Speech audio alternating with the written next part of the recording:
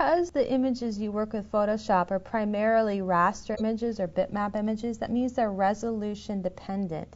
And the resolution is important from when you first open those files. In fact, when you first take the image, take a picture, when you open those files, when you start editing those files, and when you start thinking about how you're going to output the image to its final destination. So let's explore image resolution and how we would change it in Photoshop. So a little chart in here to kind of help us keep track. And I got to tell you that these are only some guidelines, and so every case could be a little bit different. But if you're going to make an image that's going to be for the web or for the screen, you're going to want to use an image that is 72 pixels per inch, or dots per inch, you can call it that too. There's some monitors that still support 96, but the standard right now is still 72, and that keeps it a low file size. When you work with print, it needs to be higher, and it will vary depending on where you're taking it to print and what type of option you're going to be using for print, but it could be something like 150, which is pretty nice for a basic print job, maybe at your office or like a proof.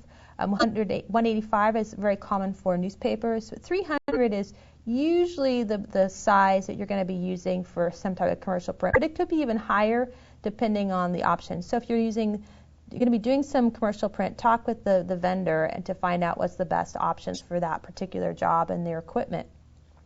Let's open Photoshop in here, and when we have a file, the actual file is going to have its own resolution. And one way to see the resolution is down here on the status bar. If I click and hold on that word doc, it's actually going to give me some information, and I can see the resolution is 180. A lot of the pictures that we take with digital cameras these days are to 72, but they've got this huge width and height, and you can see even here with this 180 width and height, it's a 15 by 10 inch photo, so it's still quite large. In fact, to give you an idea, let's go to view, and if I change it to print size, I can see what this is going to look like if I were to put this on the print. And it could also vary a little bit depending on your monitor settings. Sometimes the monitor settings will make it look a little different than when you actually print it on paper. And if I were to put this into my view of actual pixels, this is the size that it would be if I were to put this on a website or a PowerPoint presentation. It's just really big. So we want to make sure we have the right resolution.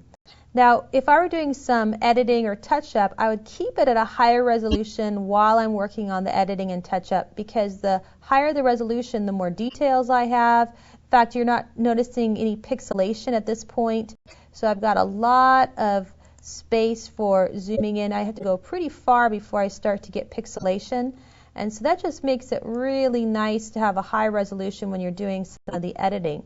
But when it comes closer to the output, it's going to be important to change your resolution settings. So we're going to go here to image size, and this is going to give us tools for changing our resolution. So in our image size, one of the things we're going to notice is the pixel dimensions, and that's actually the file size, and 14 megabytes is the actual size of this file. Then we can look at the pixels, and again, that translates to what this is going to look like if we put this on a web or put it on a screen. And a lot of times people need to think about this too. We don't always think about PowerPoint presentations, but anytime you're creating photos for PowerPoint, you want to keep the same things in mind for web. You want to keep it a small file size, and it's going to keep the overhead low. And then we have over here the document, so what's going to look like in our document. And it's really important to have the right resolution for your end product and not be too far off. You could be a little bit off, like 10% either way, or maybe even 20%. But if you get too far off, if the resolution is not high enough, if it's too low, your documents can look kind of grainy. They call it pixelated. And if it's too high, that's not good either. If it's too high, they can look blurry, they can look a little fuzzy. So it's a good idea to make your resolution optimal. And let's say you're going to take this to a web, and so you want to make sure it's 72. I'm going to put in 72 here, and right now it actually dumped several of the pixels. It went down from 14 megabytes down to 2 megabytes. That's still way too big for a website, but we're getting better. And the reason why it went down is because we have resample checked. And when you have resample checked, that means the file size is going to change. Either it's going to get bigger or smaller depending on which direction you start adding this resolution. I'm going to go over here to cancel. Instead of clicking on cancel, I'm going to hold down the Alt key, and the Alt key changes cancel to reset, and it makes it back to that 180. Let's change this to not resampling, and I'm going to go ahead and uncheck that. And when I choose 72, notice that the pixel dimension didn't change at all. The width and height didn't change. I didn't gain anything from that. It just ended up changing the print size, but it's going to be a really low resolution print size. So again, I'll go ahead and Alt reset, and most of the time I'm doing resample. Now, by going from 180 to 72, that's called resample down, and resample down is usually a safe bet. It means that you're dumping out pixels that you don't need. Going higher, like to 300, that's a little trickier if you're trying to go up the ladder when you're resampling. Not so much that it's making it a larger file, but the fact of where those pixels coming from. So Photoshop uses a tool called interpolation. Let's see if it even shows you that. Interpolates the pixel information. And so Photoshop uses a system like bicubic automatic, and there's some other different algorithms in here. And actually with CS6, the bicubic automatic is even better than it has been in the past. But it's a way to enhance that resolution. But be very careful about resampling up your images, because usually you're going to have better luck if you go down. So let's go down to 72. It's still pretty big, and that's a good rule of thumb is you probably don't need an image that's this wide. So let's go down to 600. Keep in mind of what you're actually placing it. Is it a slide in a presentation? Is it something in your website? And you can notice now that it's like 700 kilobytes, which is actually pretty reasonable for a download time.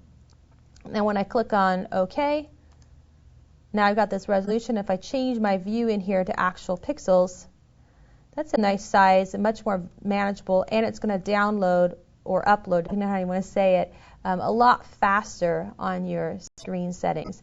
But if I take this into print size, it still looks like this is the same print size, but it's hard to see because your screen just can't show you the high resolution, but it's going to end up being kind of grainy and pixelated when I try to print it. Now, if I want to go back to 300, I can't really do my image size,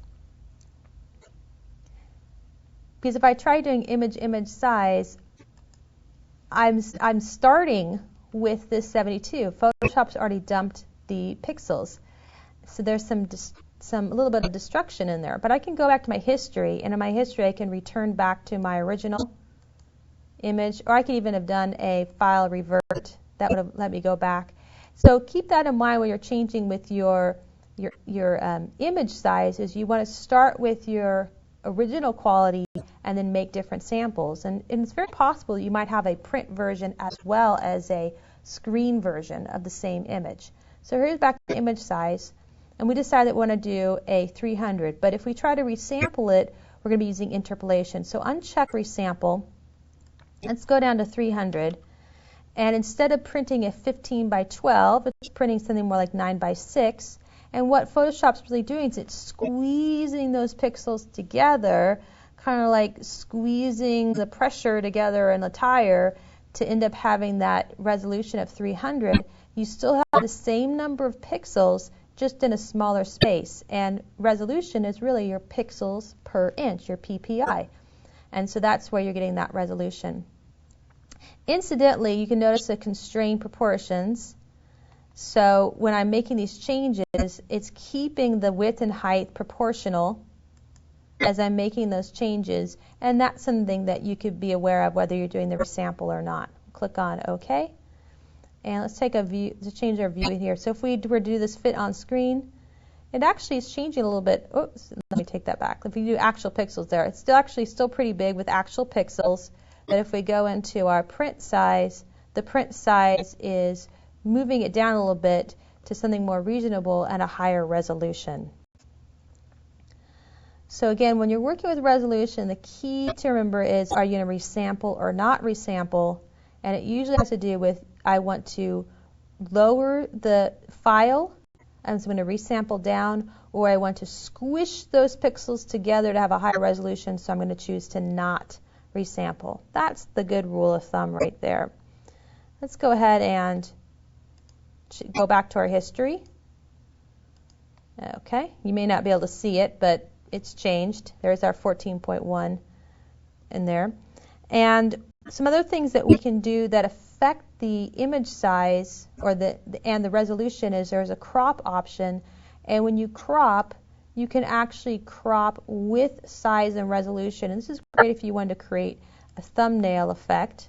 So for example, I wanted to create something that was 3 by 3 at a resolution of 300. And there I go, or I could even crop it down, and the final result is going to give me something that matches that criteria that I've set. I'll press enter to commit it, and if I come down here to document, I can see there's a resolution 300 and there's a 3 inches by 3 inches. So that's a really handy feature. You can also do something like let me go back to image here, image to crop, image to canvas size, there we go. And the canvas size does not change the resolution. It simply cuts out part of your canvas, but it keeps your resolution exactly the same, but it can reduce the file size because you end up having fewer pixels. Even though it's the same pixels per inch ratio, it's fewer of them because you've cropped it down. So let's just see what happens if I do a 2.5 by 2.5, and it's going to give me a warning here because I'm going to be cutting some of that, but that's okay. But you can see I cut that out, but it kept the same resolution that it originally started with. So again, when you're thinking of resolution, remember that every image is going to start with a resolution, and as you're editing it, you might be changing the resolution, but ultimately, when you are getting your files ready for output, you want to consider the resolution is going to be best for that device, whether it's something for your screen or your web, which is going to be simple, keep it 72, or if you're going to be something for print, which could be from 150 to 300 to something higher. But those are some great tips for you to keep in mind, and also some skills or some tools that you can use when you're changing your resolution in Photoshop.